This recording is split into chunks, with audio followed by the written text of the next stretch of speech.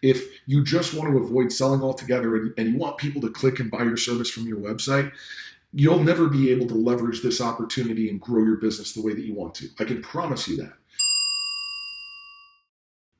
Hey guys, what's going on? I wanted to shoot a quick video for you today because there's something that's been on my mind. It's something that I refer to as the one thing. As you know, or maybe you don't know, but I spend a good portion of every single day of my life talking to dog trainers on the phone, helping them to solve problems and to grow their business. And I really want to make this simple so that you have a clear understanding of what needs to happen if you have the intention of growing your dog training business. And while I call it the one thing, right, there really are three main factors that go into this. Right? Three main ways that you can grow your dog training business. Number one, you can get more signups, which may be easier said than done. You can get your clients to stick around for longer by selling them more stuff, right? Continuation service, products that go along with your service. And then the third option is that you can get people to pay more for your service. Now, one of these options outweighs the other two by tenfold. And I'll be honest, this is what you should be focusing on. So again, you can get more people to sign up. You can get your clients to stick around for longer by selling them more stuff, or you can get people to pay you more for your service. Now, getting more people to sign up seems like probably the most logical option for you to grow your business. But like I said before, it's easier said than done for a lot of trainers out there, right? And maybe you're one of those trainers yourself, but I can explain how it doesn't need to be quite so difficult. However, there still are two other options to go along with it. Now, with this first option, most people, getting people to sign up more or getting more signups for your business, most trainers get bogged down with their marketing efforts, and if they do start generating more leads, they get stuck meeting with people who, either are not serious or they're not in a position to work with them, and while I'm sure that not everybody that you're going to, meet with is going to be a time waster or a price shopper or a deal hopper, but all that time spent tending to these people, it weighs you down and it weighs your business down. It's like getting your truck stuck in 2 feet of mud. It's not fun. So a lot of times people realize this and they focus on option number two. Right? A lot of trainers think, while you could bundle your services along with specialized tools like leashes and collars and supplements, etc., most trainers struggle with the idea of getting clients to stick around for continuation services, which really is the most lucrative option if you want to grow the business, generate more income for yourself, and help people to a deeper level or a higher degree. And this sort of blows my mind, by the way, that trainers struggle with this idea, this concept, because while you may think that, you've given them all that they need to be successful in 6 or 8 sessions, right, or 6 or 8 weeks, or however long it is, whatever the duration is, the reality is that your clients can't retain most of what you've taught them over such a short period of time. It goes in one ear, it goes out the other. And that's just because they've got so much going on in their lives, right? They got soccer practice and kids and driving home from work and making dinner and 9-to-5 jobs. All this kind of stuff is just inundating them with stimulation. And it's hard for them to retain the knowledge that you're trying to transfer to them. And so what I believe is that training needs to become an outlet for your clients to build sturdy relationships with their dogs. And as you know, these days, people in general, they don't follow through, right? I'm not telling you anything you don't know. I'm sure you've had clients who are a pain in the butt, but listen, your job is to become their accountability mentor, to keep them on track, building new patterns, getting them to reinforce the training that you taught them when you're not around, right? And still, most trainers have a hard time wrapping their heads around this concept, this idea. You have to understand that your clients didn't absorb all the knowledge that you've accumulated over all these years in 6 or 8 weeks that you're working with them, right? You need to get them to stick with you. So working with you becomes, it becomes a ritual, right? Working with you becomes a ritual and working with their dogs, right? The best way to do that is and the best way really to resolve the issue that they came to you to find a resolution for, after you've demonstrated your abilities and the value you can bring to their lives, and you've built rapport with them, the best thing that you can do is to suggest continuation services toward the end of the duration of whatever the initial package was. So again, the best way to do that is to sell them an initial package that gives them enough time to resolve the issue that they came to you to find a resolution for. And then, like I said, after you've demonstrated value, you've demonstrated your abilities, they can see that it makes sense to work with you, right? And you've built rapport and you've got this relationship that you're nurturing with them. At that point, it's time for you to suggest continuation services so that they can stick with you and you can be their accountability mentor, right? They want to absorb more information from you. They need somebody to hold their feet to the fire because they're not going to do it on their own. Otherwise, they wouldn't be looking for you in the first place. So back to my point.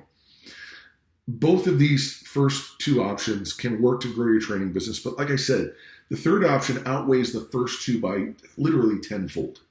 And you might be wondering, like, how can that be? Well, I'll explain it to you because I've been doing this a really long time and I see patterns in everything that I do and all the people that I work with. And I can understand to a degree that maybe is not clear to you. So I want to share this information so that it becomes clear to you, right? Here's why number 3 is by far the biggest opportunity for immediate growth in your training business.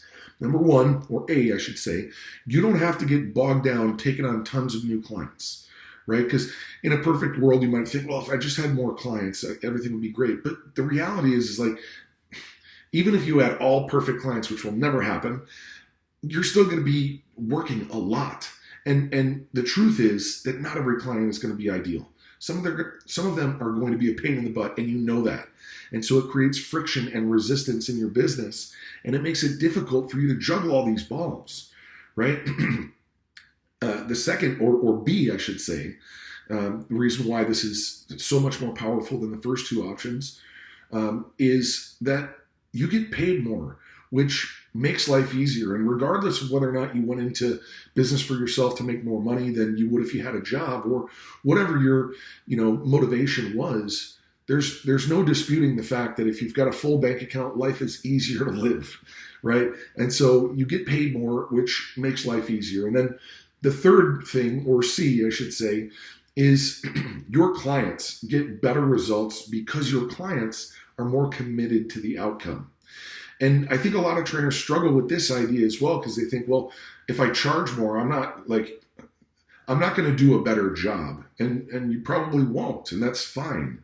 But in reality, your clients are going to be more committed to the outcome. They're going to pay attention. They're going to do what you say. They're going to fulfill, the obligation of doing their homework and reinforcing the habits.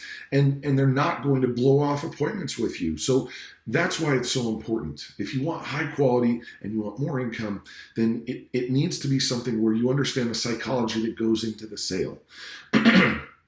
But if you don't know what to say and how to say it in a presentation to a client, if you don't understand the psychology of the sale, if you just want to avoid selling altogether and you want people to click and buy your service from your website, you'll never be able to leverage this opportunity and grow your business the way that you want to. I can promise you that. You'll get stuck in the mud, spinning your tires. You'll remain in competition with every other trainer out there fighting for the same clients. And if you're already a great trainer and you can produce results for your clients, the single most important skill that you can acquire is how to sell. I can promise you that. I'll give you an example. Let me ask you a question. Like, would you rather have, 20 new clients a month paying you, say, $500 for a 4-week service package to make $10,000, right? To make $10,000. Or would you prefer taking on 10 new clients for a higher level service package, still 4 weeks, right? That they pay $1,000 for, which would make you $12,500, right? I'm sorry, 4-week service package at $1,000 would be $10,000 in a 4-week duration, right? So essentially, 10 new clients at $1,000, $10,000. Same $10,000, same 4-week duration. Fewer clients. You can focus more attention on those clients, probably deliver higher levels of service, be more involved, hold them to a higher level of accountability.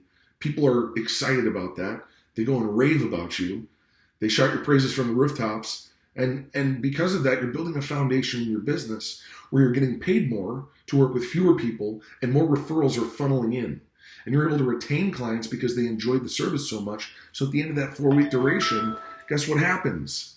They decide to stick around and follow through with a continuation service that you recommend to them. That's what this is about, right? And option number three, would be, I don't know, would you prefer taking on, say, 5 new clients, at $3,500 for a 4-week high-level service package where you can really help them to learn exactly what they need to learn, and you bring home, what is that, $17,500, right? To work with 5 people. I mean, what would you choose? And work with 20 people at $500, 10 people at $1,000, or 5 people at $3,500? I think the answer is reasonable. But again, you need to know exactly what to say and how to say it. You need to present the opportunity in a way where you're in a position as the trusted authority to them, right? They're not just going to sign up for a $3,500 package through a website because it's one of the options there. That just isn't going to happen. So don't delude your mind in thinking that somehow if you build a fancy enough website, it's going to work that way. It won't. I can promise you that. The choice is entirely up to you. You don't need dozens of new clients. You don't need, all kinds of crazy marketing efforts. You need to know what to say and how to say it. You need to procure leads that are higher quality than what you would be generating if you were doing traditional marketing efforts. Flyers, Facebook boosted posts, Google search ads, SEO, website. All these kinds of things can work, but there's a better way. And that's what I'm suggesting to you. So all you need is a small handful of the right types of clients to be incredibly successful and to enjoy your work. Living life, delivering your craft in a way that just blows people's mind. And I think that's pretty much what every trainer would want. These are just my 2 cents, guys, about how to grow your training business efficiently in a way that is enjoyable. So comment below, or tag a friend if you think this post would be helpful for them. And I'll see you guys soon. Now, get out there and go win.